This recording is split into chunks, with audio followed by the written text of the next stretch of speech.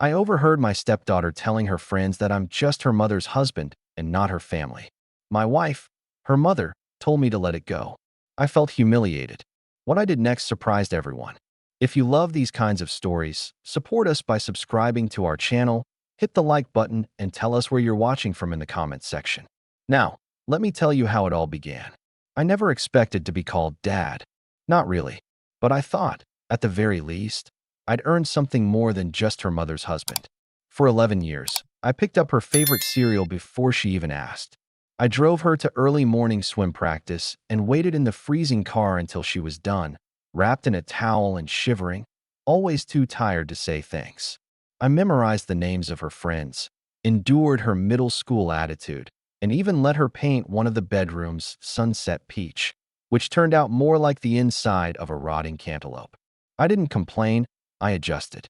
Because that's what parents do. And in my mind, I was her parent. I loved her like she was mine, even when she made it hard. But that afternoon, standing just out of sight in the hallway outside her bedroom, I heard it. Her voice, casual and flippant, slicing me apart without even meaning to. He's not my dad. He's just my mom's husband. The sentence hit like a slap. There was a pause. Her friends laughed. One of them asked something else, and she replied, "He's all right, I guess. Tries too hard. He's always around, though. It's kind of annoying." I didn't move. I couldn't.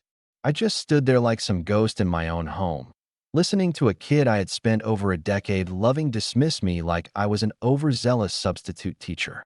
I wanted to believe I misheard her, that maybe she didn't mean it.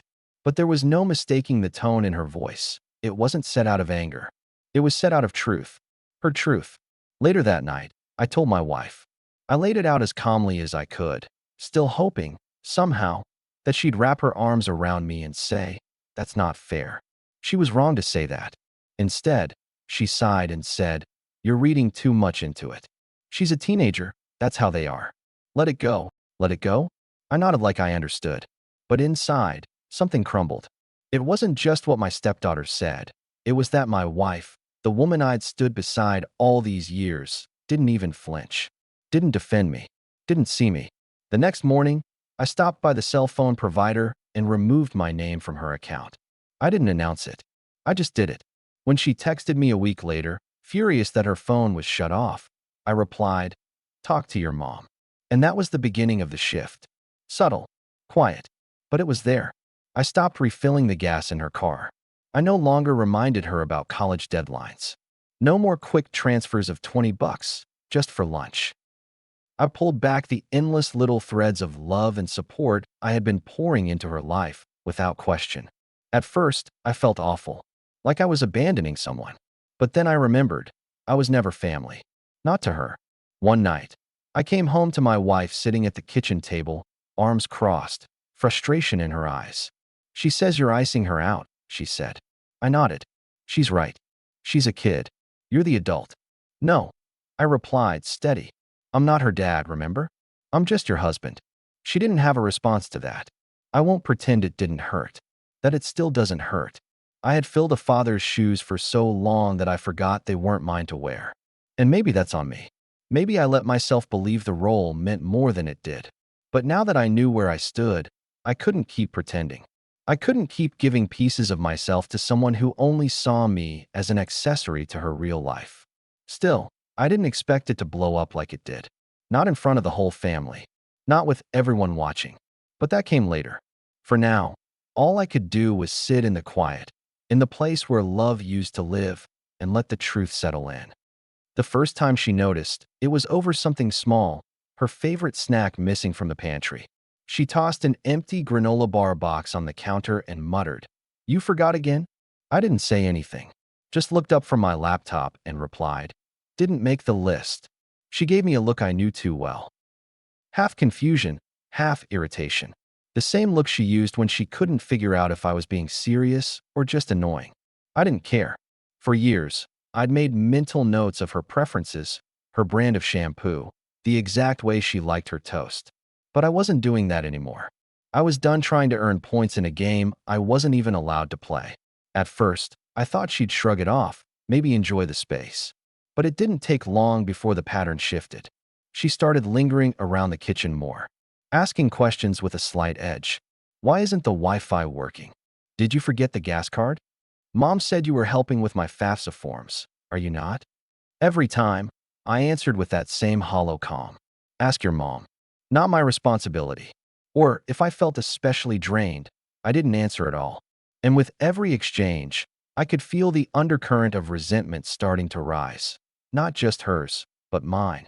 I'd spent years overcompensating, trying to fill a role that didn't belong to me. Her father wasn't around, and I'd stepped in, not to replace him, but to show up in a way he never had. But none of that counted when I stopped paying her phone bill. Suddenly, I was selfish, petty, cold. It was my sister who finally gave it to me straight. She came over one weekend while my wife was out running errands. We sat on the porch, sharing a bottle of wine I didn't really want. You look tired, she said, watching me closely. I am tired. Of her. I exhaled. Of pretending I matter. My sister nodded. She had always been the blunt one in the family, the type who could slice through emotional fog like a knife. She's not your kid, not really.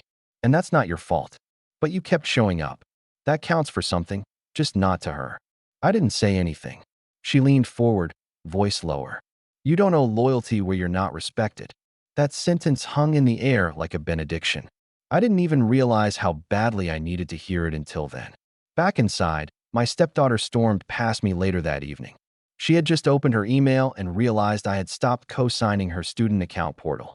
What the hell, Mark? She snapped, phone in hand. Why are you being like this?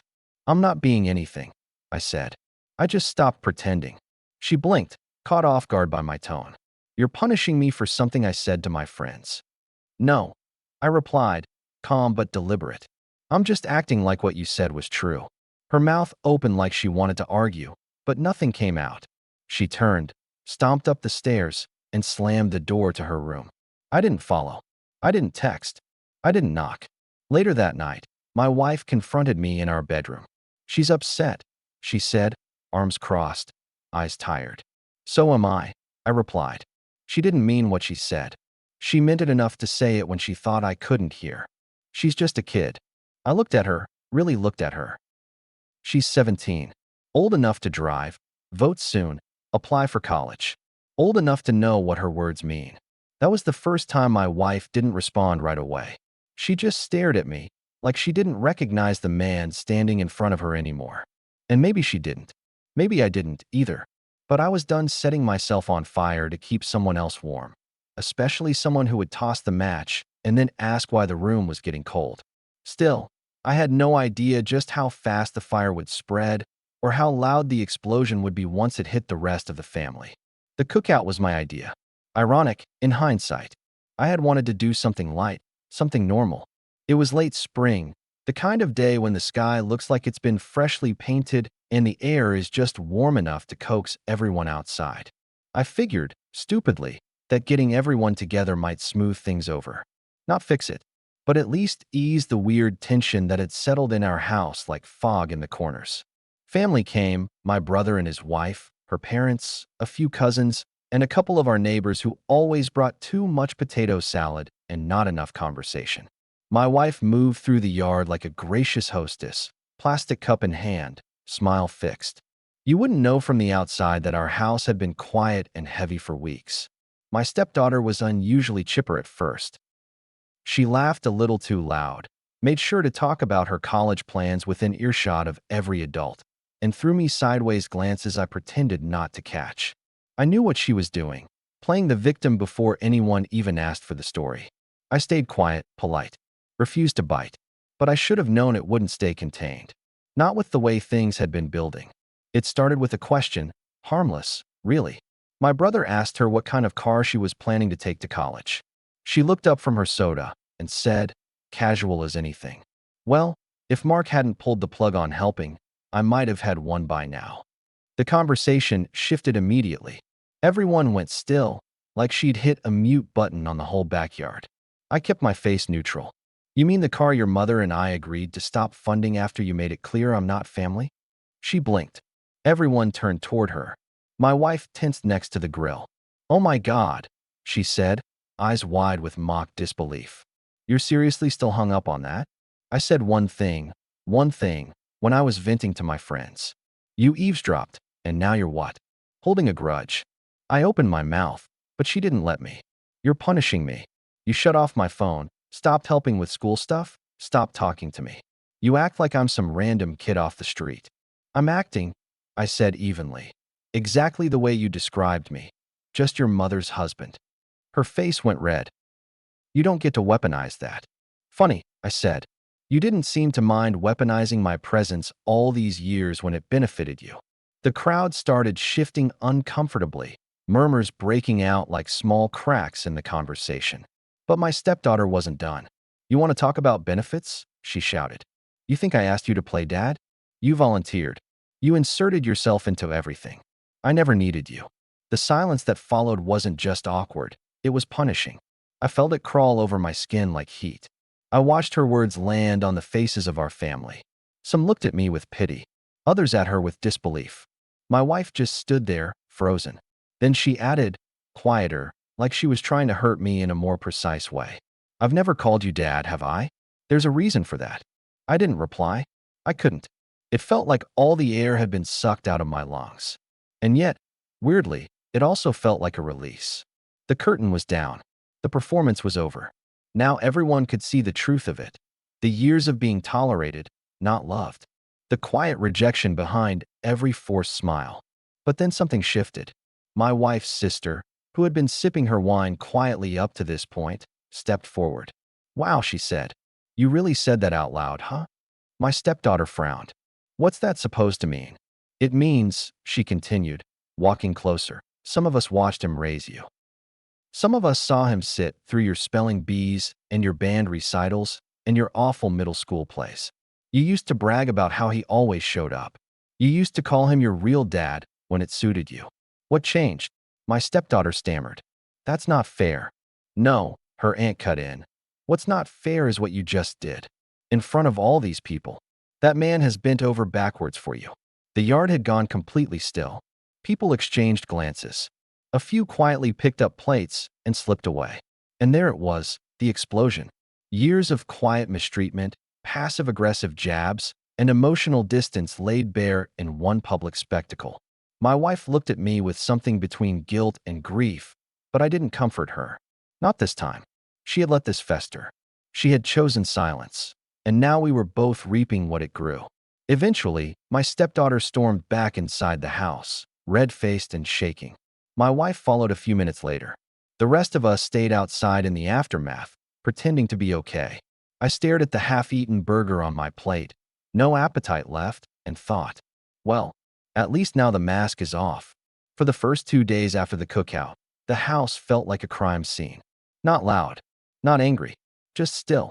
The kind of stillness that settles after a bomb has gone off, and all that's left is ash and ringing ears. I moved through the house like a guest in someone else's life. I made my own coffee, took long walks, ate alone. My wife barely looked at me. My stepdaughter didn't even try. The whispers started before the sun went down that evening. My brother called me later that night. Hey, you okay? He asked, voice low like he was afraid someone would overhear. That got ugly. I gave the usual reply. Yeah, I'm fine. But I wasn't. Not really. What I felt was something closer to grief. Not the loud kind that hits you in the chest. The quiet kind. The kind that comes when you realize someone you loved wasn't who you thought they were, and maybe never was. She embarrassed herself, he added. You didn't do anything wrong. I know, I said, but the words tasted hollow. It still feels like I lost something. In the days that followed, more calls came. Her aunt, my cousin, even my wife's father, who rarely said much about anything, texted me. You deserved better. Proud of how you handled that. That surprised me.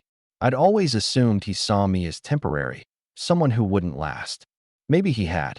But now, with the truth laid bare, he seemed disappointed. Not in me, in her. The real shift came when people started revisiting the past. At a small dinner a few days later, my cousin brought up something I hadn't thought about in years. Remember when she made that Instagram post thanking her mom and her real hero for helping her through high school, and tagged her bio dad? I remembered. I hadn't said anything at the time. I figured maybe it was a sensitive moment. Maybe it didn't matter. But it had stung. You were the one who helped with her essays, he added. Not him. More stories came. Little things. People noticed how I was never included in her milestone posts. How she introduced me as mom's husband to her friends' parents. How she used my car and my money and my presents, but never acknowledged them when it counted. It hit me harder than I expected, because it meant this wasn't new. It wasn't a teenage phase or a slip of the tongue. This was a pattern, a long, quiet pattern of keeping me just close enough to benefit from me, but never close enough to belong. One night, I brought it up to my wife. We were in bed, facing opposite directions. I couldn't see her face when I asked, "Have you always known she felt that way?" There was a long pause. Then, "I hoped it would change," she whispered. I didn't think she'd say it out loud. "But you knew," I said, more statement than question. She didn't deny it, just let out a soft breath and said, "I didn't want to push her." That line stayed with me for days. I didn't want to push her. But what about me? What about the man who poured years of love into someone who saw him as a placeholder? Where was my protection? I stopped helping altogether after that. No more dad duties. I didn't remind her about her dentist appointment. Didn't check the oil in her car. When college acceptance letters started trickling in, I stayed silent. Her mother helped her navigate it alone. I watched from the sidelines, tired of playing a role that was never mine to begin with. One evening, while I was out front watering the plants, a neighbor approached me. Mrs. Ellison, a sweet older woman, always had something to say. "She was rude to you," she said without preamble. I saw it, heard her tone. "She talks to you like you're the help." I chuckled, dry and bitter. "Not the help, just the husband." Mrs. Ellison narrowed her eyes. "Well, I hope you remember who you are, Mark. You're the man who showed up. That matters, even if it doesn't to her." I stood there a long time after she walked away, water running down the driveway, not quite sure what I was feeling. Not anger, not pride, something in between. Vindication, maybe. Not the satisfying kind, but the kind that comes when you finally stop gaslighting yourself. The next week, I got a call from her school counselor. "Hi, Mr. Daniels," she began, voice formal. "I'm calling about the parent financial forms." "You'll have to speak with her mother," I said. "I'm not involved in that anymore." A pause. "Oh, I see. She listed you as the primary contact." I smiled just barely. She shouldn't have. It was the first time I said it aloud to someone outside the family. I'm done. And I meant it. It wasn't planned. None of it was. The confrontation came on a Tuesday evening, one of those slow-burning nights where the air felt heavy and nothing on TV seemed worth watching. My wife had gone to bed early, claiming a headache. I didn't ask questions. I stayed in the living room, scrolling through headlines, half reading articles I didn't care about. I heard her footsteps before I saw her. Light, cautious. My stepdaughter lingered at the hallway entrance, arms crossed, eyes fixed on the floor like she was preparing for battle or surrender. "Can I talk to you?" she asked. I looked up. For a moment, I considered saying no, just to see what she'd do. But something in her voice, it wasn't sharp this time. No edge, just exhaustion. I nodded. "Go ahead." She sat on the opposite end of the couch, keeping space between us like it was sacred. For a few seconds, she didn't say anything, just looked at the television, which was paused on some show neither of us cared about. "I didn't mean for things to get so bad," she said quietly. "At the barbecue, I lost my temper." I waited, letting the silence press in. I wasn't going to make this easy for her. "I was mad," she continued. "I felt like you turned on me." "You mean when I stopped paying your bills and letting you talk down to me?" I asked, not unkindly, just honestly. She flinched a little. "I didn't see it that way. I thought you were punishing me." "I wasn't punishing you," I said. "I was finally taking your words at face value." She didn't respond. She picked at the edge of a cushion, eyes still down. And then, almost too softly to hear, "You always tried harder than my real dad ever did." That sentence, meant to be a peace offering, landed like a stone in my chest. Not because it was false, but because it was years too late. And still, it didn't change anything. "I know," I said. Another long pause. Then she looked up at me for the first time. "I didn't want you to be my dad, but I didn't want to lose you either." That's when I felt it. That small pang in my chest that used to be hope, but had long since turned into something colder. I took a breath, steady and deep, before replying. "You never had to call me dad," I said. "I never asked for that." What I wanted, what I deserved, was respect, gratitude, some acknowledgement that I was showing up for you when no one else did. She blinked fast. I could see it, the guilt finally starting to catch up. I made a mistake, she whispered. No, I replied, voice calm but final. You made a choice. For years. She sat with that, tears beginning to pool. But I didn't move toward her, didn't reach out. I'd spent too long extending grace to someone who didn't think I was worth the truth. I wasn't about to make that mistake again. I'm not angry anymore, I said. But I'm done trying to be something you won't let me be. From now on, I'll be polite. I'll be in this house. But I'm not your father. Not your safety net. Not your fallback. Her tears fell freely now, but still silently. I watched her absorb the weight of what I was saying. So that's it, she asked. I nodded. That's what boundaries look like. She stayed for a few more minutes, then stood without a word and walked back down the hall. Her bedroom door closed gently. No slam this time. Just a quiet click that somehow felt louder than the shouting from before. My wife didn't ask what we talked about. Maybe she already knew. Or maybe she didn't want to face it. Either way, it didn't matter. Because for the first time in years, I wasn't chasing approval. I wasn't hoping for change. I wasn't wondering what more I could do. I was simply done. 3 months passed. And with them, the grief shifted, softened at the edges, no longer sharp or urgent. It didn't vanish. It never does.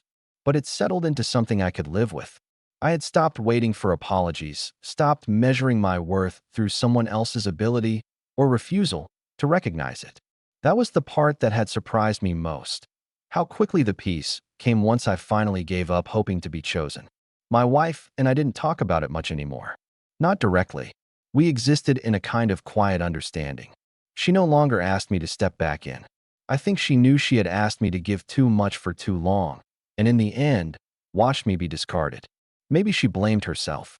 Maybe she just didn't know what to say. Either way, the silence was easier than the fight.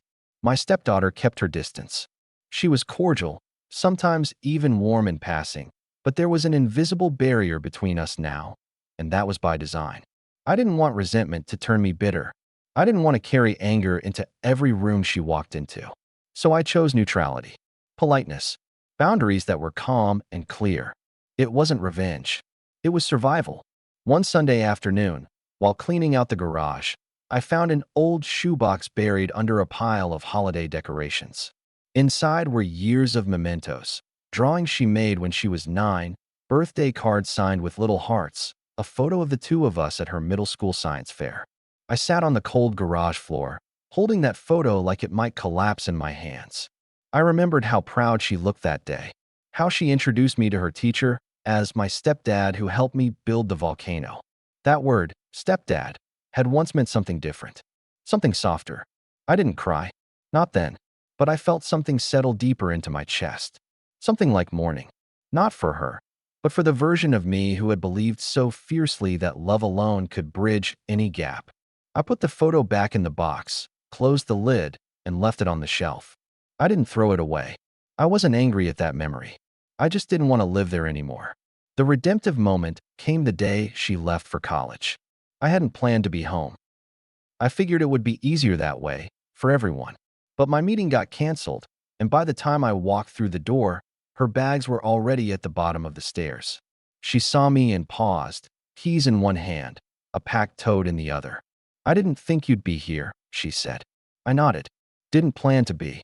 She hesitated, then stepped closer.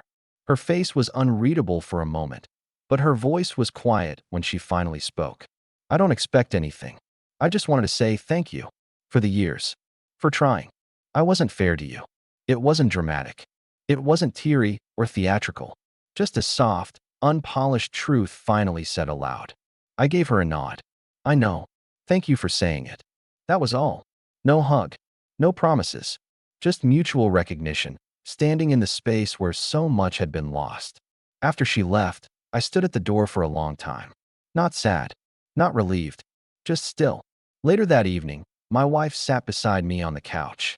She didn't say anything, just rested her hand on my knee. For a while, we just listened to the hum of the house around us. It sounded different somehow. Not quieter. Just less tense. I don't know what the future holds between the three of us. I'm not holding my breath for a Hallmark ending. I'm not naive enough to think one moment can erase years of neglect. But I've learned this. Peace doesn't always look like healing. Sometimes it just looks like clarity, like knowing exactly where you stand and deciding to stay there anyway. And that, I can live with. Have you ever poured yourself into a relationship, parent, partner, or child, only to realize you were never truly seen? This story is about the quiet heartbreak of being taken for granted and the strength it takes to finally say enough. If this story resonated with you, share your experience in the comments.